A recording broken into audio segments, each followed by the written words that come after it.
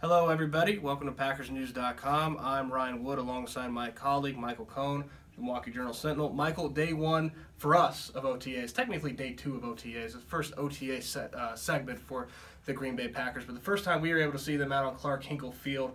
And I think everyone obviously is looking in the same spot, that defensive backfield. What does it look like? How are they interchanging their parts? Obviously, the big part of the ball that has to improve. What did you see today? Well, I saw Devon House as the number one corner today.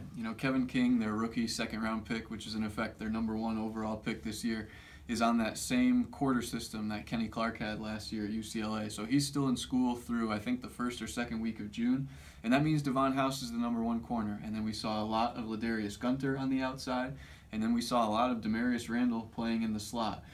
So I think those are kind of the roles that we're going to see as things play out. And then the other guy in that mix, of course, is Quentin Rollins, a second-round pick from 2 years ago. I spoke to Rollins in the locker room today after practice, and he said that just like Demarius Randall, he ended up needing groin surgery as well. Rollins said that he saw the same doctor in Philadelphia after the season ended, and it wasn't until a few weeks ago or maybe a month ago that he started to feel back to normal, and he said he feels fine now.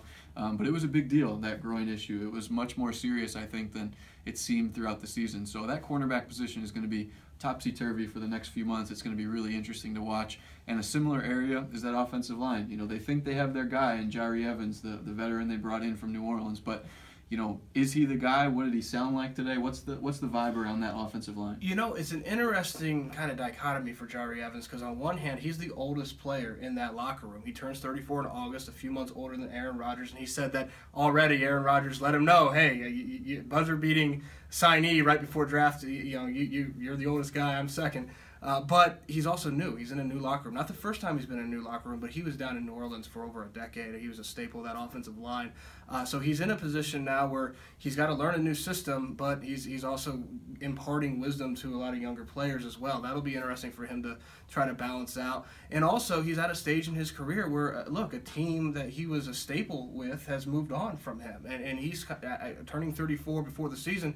He's kind of at a place where he wants to prove that he's still that six-time Pro Bowler that he was, or that he's still the player that he was, and he can still bring value to an offensive line. He'll get that opportunity here in Green Bay. He's going to have every opportunity to be the starting right guard to replace T.J. Lang, and what he does with it is up to him this offseason. But that's where he is on day two of OTAs, and make sure you go to PackersNews.com for all of your coverage here from Lambeau Field. Until next time, he's Michael. I'm Ryan. Take care.